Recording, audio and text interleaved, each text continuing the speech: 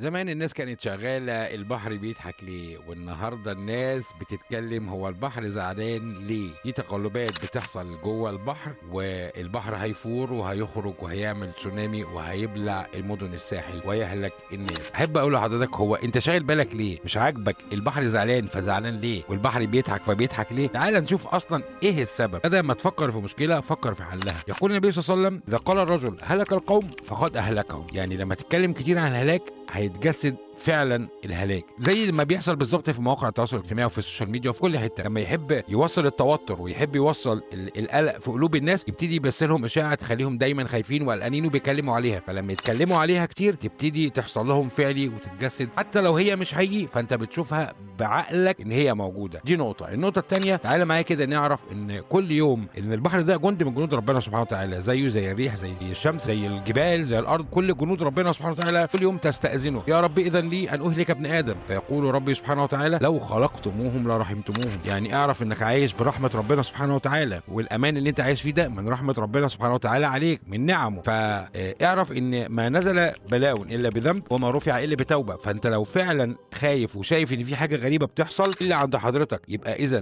تعرف ان انت اللي عملت الذنب اللي خلى البلاء يخرج، فتقف مع نفسك وقفه وتتوب. قال ربنا سبحانه وتعالى: ظهر الفساد في البر والبحر بما كسبت ايدي الناس ليذيقهم بعض الذي عملوا لعلهم يرجعون. يعني برضو الحل في ايد حضرتك، يعني انت السبب في المشكله وانت الحل عندك. فلو سمحت بلاش نفكر في المشكله، نفكر في حلها، وحاول انك تغير وجهتك وتغير تفكيرك، عشان تفكيرك ده هو اللي بيرسم بقيه حياتك. ولو حابب انك تعرف اكتر اشترك معانا في القناه، عشان احنا هنا عشان نطمنك ونقويك، مش عشان نخوفك ونكسرك.